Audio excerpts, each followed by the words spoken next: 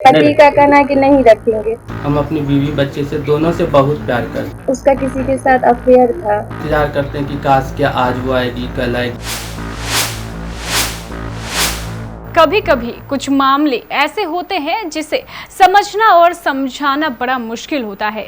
आज हम आपको एक ऐसे मामले के बारे में बताने जा रहे हैं जो एक पति पत्नी के बीच का है, लेकिन इस मामले में दोनों पति पत्नी के बयान बिल्कुल अलग अलग है। पत्नी कुछ कहती है और पति कुछ। इस मामले को समझने के लिए आइए देखते हैं ये रिपोर्ट। आज हम आपको एक ऐसी घटना बताने जा रहे हैं जिसमें एक लाचार माँ है और दूसरी ओर उसका पति। ये दोनों ही एक दूसरे पर तरह तरह के आरोप लगा रहे हैं। मेरा सारा सामान उमान सब चीज, मेरा पढ़ाई का कागज उगज सब चीज रख लिया। बुरी तरह से मारा पीटा भी। और मारता है, पीटता है, दहेज मांगता है, बहुत तरीके का इन लोगों ने गलत आरोप लगाया। लेकिन इन दोनों की बातों में विरोधाभास है। पहले बताते हैं लाचार माँ का क्या कहना है।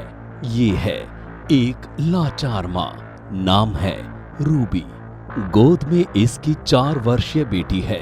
रूबी की माँ ने तो ये पिछले एक लंबे अरसे से दर दर की ठोकरें खा रही है।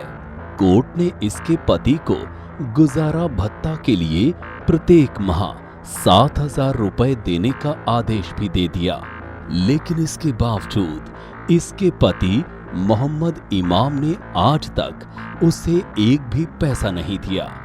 इस घटना के बारे में पूरी जानकारी देते हुए रूबी कहती है, लगभग 6 वर्ष पूर्व 10 अक्टूबर 2015 को उसका विवाह कदवा पहलागढ़ के रहने वाले मोहम्मद इमाम के साथ हुआ था। शादी के कुछ दिनों बाद ही मोहम्मद इमाम एवं उसके परिजनों ने उसे दहेज के लिए प्रताड़ित करना शुरू कर दिया। इस मामले को लेकर गांव में पंचायत भी बैठी, लेकिन कोई ठोस निर्णय नहीं हो पाया। इसी दौरान मोहम्मद इमाम उसे छोड़कर दुबई चले गए। मेरे ससुराल वाले हमें मार पीट के भगा दिए और वो दहेज के लिए तंग करते थे कि दहेज दो। मेरे पापा गरीब है, वो हमेशा तंग करते थे। पापा कुछ दिए भी, फिर उसके बाद वो लोग फिर तंग करने लगे कि और लाओ, जमीन जायदाद लो। तो इसी वजह से, और लड़का को वो लोग कहाँ भगा दिए थे। लड़का भी मारते पीटते थे। उसका किसी के साथ अफेयर था। बेटी भी है मेरी 4 साल की, और बेटी को भी कभी वो नहीं देखे, नहीं कुछ। कहाँ गया था पता नहीं, पर अब मालूम चला कि वो दुबई में है। और हमें मारपीट भी करते थे ससुराल वाले सब। तो हम जान बचा के भाग के आए। पंचायती भी वहाँ हुआ। रूबी आगे बताती हैं कि प्रताड़ना से परेशान होकर उसने थाने में अर्जी लगाई। थाने से मामला कोर्ट पहुंचा। कोर्ट ने उसके पति मोहम्मद इमाम को ये आदेश दिया कि वो प्रत्येक महीने गुजारा भत्ता के रूप में अपनी पत्नी रूबी को 7,000 रुपए भुगतान करे। कोर्ट के आदेश के बावजूद भी मोहम्मद इमाम ने आज तक उसे एक भी पैसा नहीं दिया। इसके बाद कोर्ट ने मोहम्मद इमाम की गिरफ्तारी के आदेश जारी कर दिए, लेकिन आज तक उसकी गिरफ्तारी नहीं हो पाई। अब रूबी देवी गुजारा भत्ता के लिए अपनी 4 वर्षीय बेटी को गोद में लिए दरवाजे दरवाजे घूम रही है। उसके बाद केस भी किए, पर कोई अभी तक हल नहीं हुआ। वहाँ से कुछ नहीं, बच्चा का सिर्फ एक मेंटेनेंस लागू किए, पर वो भी मेंटेनेंस अभी तक नहीं किया, और नहीं कोई कोर्ट में उपस्थिति हुआ। वारंट निकला हुआ, मगर कुछ नहीं होता है। पति का कहना है कि नहीं रखेंगे, किसी अफेयर है कि क्या पता नहीं, वो कहते नहीं रखेंगे। और कोर्ट में वो हाजिर भी नहीं होते हैं। बच्चा को भी मेंटेनेंस खर्च कुछ नहीं देते हैं। मेरे घर वाले बहुत गरीब है, बहुत मुश्किल से हम लोग का पालन पोषण होता है। मेरा सारा सामान उमान सब चीज, मेरा पढ़ाई का कागज उगज सब चीज रख लिया। और जब पंचायती में 1-2 बार गए भी तो बुरी तरह से मारा पीटा भी, और पंचायती ने दिया भी नहीं उनको लाने के लिए, कोई कागज उगज कुछ नहीं दिया। मेरे बाद जो मेरी छोटे वाले देवर का शादी किया, उसको भी इसी तरह तंग करता था, पीटता था। उसको बहुत दहेज के लिए मतलब उसको बहुत टॉर्चर किया जाता था। वो लड़की भी तंग हो करके उसकी यहाँ मतलब डेथ हो गई। अब उसको वो लोग मारा कि जहर खा के मरी, पता नहीं। पर उसकी यहाँ दूसरी गोतनी को भी मेरा मारा गया, तो मेरा जान भी सुरक्षित नहीं है उस घर में।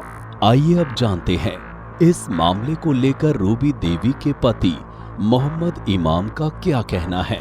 मोहम्मद इमाम ने अपनी पत्नी रूबी द्वारा दहेज को लेकर किए जाने वाले प्रताड़ना के आरोपों को सिरे से खारिज करते हुए कहा कि वो आज भी अपनी पत्नी रूबी और बच्ची के साथ रहना चाहता है, लेकिन उसकी पत्नी रूबी ही ऐसा नहीं चाहती। रूबी ही उससे अलग होना चाहती है। पति मोहम्मद इमाम ने ये भी बताया कि इस मामले को लेकर अभी कोर्ट में सुनवाई चल रही है। ये सब गलत बात है, ये सब पूरा का पूरा गलत बात वो उन्होंने कही है और ऐसा कुछ भी नहीं है। ये उन्होंने तब की है जब हम इंडिया में नहीं थे, दुबई गए हुए थे, और जब दुबई गए थे तो उनके 3 महीना 4 महीना के बाद वो केस किए मेरे ऊपर कि मारता है, पीटता है, दहेज मांगता है। अगर हम गलत होते तो आज हम जेल के पीछे होते। मेरे ऊपर बहुत तरीके का इन लोगों ने गलत आरोप लगाया।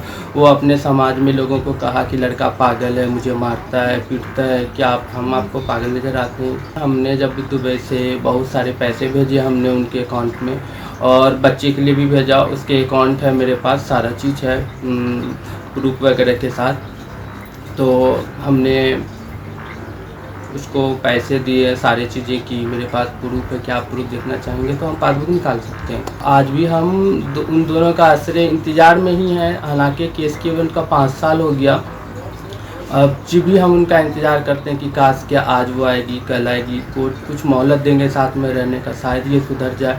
हम अपनी बीवी बच्चे से दोनों से बहुत प्यार करते हैं, और हमने बीवी बच्चे को, हालांकि हम उसके वहाँ पर जा कर के कुछ नहीं दिया, हमने बहुत सारी चीज़ें भेजने की कोशिश की है पर उन्होंने नहीं लिया। और हमें मेरे चाचा चाची एक मरतबा गए थे उनके घर, तो उनके ऊपर बच्चा चोरी करने का इल्ज़ाम लगाया, और ये इल्ज़ाम सहायक थाना के पुलिस लोगों को बोला गया था उस टाइम कि मुझे छोटे मोटे लड़ाई हुए थे उधर उनके आपस की फैमिली में, तो मेरे चाचा चाची वहीं थे, तो उनके ऊपर इल्ज़ाम लगा कि ये बच्चा चोरी करने के लिए आया है, ये वो। तो हम उस टाइम दुबई से आए हुए थे, तो मुझे भी मना किया गया कि आप वहाँ नहीं जाओगे, नहीं तो अगर आप कुछ देती हो बेटी को खाने के लिए तो हो सकता है वो जहर का इल्ज़ाम लगा सके, या फिर आपको पे चोरी का इल्ज़ाम लगा सके कि बच्चे को चुराने आई है। तो इसके वजह आज तक हम वहाँ नहीं गए। दोनों पति पत्नी के बयानों को सुनने से ऐसा लगता है कि दाल में जरूर कुछ काला है। अब ये दाल में काला क्या है, पुलिस की जांच के बाद ही पता चलेगा। फिलहाल इन दोनों पति पत्नी को चाहिए कि आपस में बैठकर कोई सुलह का रास्ता निकाले, ताकि इस 4 वर्षीय बच्ची का जीवन अधर में न लटके। इसके बावजूद भी जो है इकलौती लड़की तो होने की वजह से हमेशा कुछ न कुछ तरीका का डिमांड उससे अलग अलग तरीके से, कभी उसका हस्बैंड, कभी उसका सास, कभी उसकी दादी सास, ये लोग करते रहती थी। ये बहुत चीज़ को छुपा लेती थी, बहुत अति होने पर हमको बताती थी। इस बीच में हम लोग वहाँ जाकर पंचायत भी किए, बीच में एक बार कुछ उसको दिया भी गया, 50,000 दे करके जो है समझौता कर लिया। उसके बाद कहा वैसा नहीं होगा, लेकिन बारहा वो इकलौती लड़की होने का नाजायज़ फ़ायदा उठाने की कोशिश में बड़ा डिमांड करता था, कभी ज़मीन का मांग, कभी सोना लाओ, इस तरीके से करते रहता, जो हमारे सक्षम में बस में नहीं था देना। लास्ट में जो है कि हम लोग कुछ गणमान्य लोगों को लेकर के वहाँ पर गए, वहाँ के समाज को, वहाँ के मुखिया को लेकर पंचायत भी किए। पंचायत के दरमियान में कुछ बात पंचों ने कहा कि जो अब स्थिति आप लोग का इस तरीके से है तो इसका जो कोई एक निष्पादन कीजिए। कहा हम इस चीज़ को कुछ नहीं मानते हैं, समाज को हम मानते ही नहीं हैं, आपको जो करना है न्यायालय में जाइए, न्यायालय के द्वारा हमसे इंसाफ ले लीजिए। न्यायालय में गए, मुकदमा चल रहा है, इसमें कि अभी तक उस पर जो है कि वारंट, बेलबुल, कुर्की जब्ती सारा कुछ हुआ, लेकिन किसी भी केस के दायरे में जो है उसको गिरफ्तारी नहीं हुई है। यहाँ तक कि परिवार न्यायालय द्वारा उस पर जो है भरण पोषण भत्ता भी जो है कोर्ट के द्वारा आदेश किया गया, इसमें भी वह न न्यायालय में उपस्थित हुआ, न 1 रुपया भरण पोषण के लिए वो दिया है। ऐसे में न्यायालय से जो है और जो है कि प्रशासन से मैं गुहार लगाना चाहता हूँ कि हमारी बेटी को न्याय मिले, उचित मुआवजा मिले, ताकि उसका भरण पोषण हो सके। मेरा स्थिति इस अवस्था में अब कमाने योग्य नहीं है, हमको परिवार चलाना बहुत दुर्लभ हो रहा है। इसलिए हम जो है कि न्यायालय और प्रशासन के जितने भी अधिकारी हैं सभी से मेरा सादर अनुरोध है कि हमको न्याय दिया जाए। पिछले बार भी जो है कि एक लड़की जो है 8 महीने के अंदर जो है कि वो आत्महत्या कर ली। वो कोई और नहीं, मेरी भतीजी ही है। आखिर आत्महत्या का वजह जो भी दिखा दिया, आत्महत्या तो कोई सहज चीज होता नहीं है। कहीं भी किसी को आत्मग्लानि लगने पर या उस अति होने के बाद ही वो आत्महत्या पर जाता है। ये सारा मामला जो है न्यायिक प्रसंग में भी आया है, जिसका पोस्टमार्टम कटिहार जो है कि सदर अस्पताल में हुआ था। इसका केबीसी भी हुआ था, जिसका कि जो है प्रति भी हमारे पास जो है उपलब्ध है। उस परिवार में हमेशा ही परिवार के लोग अच्छे नहीं हैं, एक दूसरे के साथ उसके साथ दुर्व्यवहार तक करने पर उतार हो जाता है, जिसके एवज में जो है हमारी भतीजी का आत्महत्या हुआ है। करण कुमार की रिपोर्ट केबीसी न्यूज के लिए।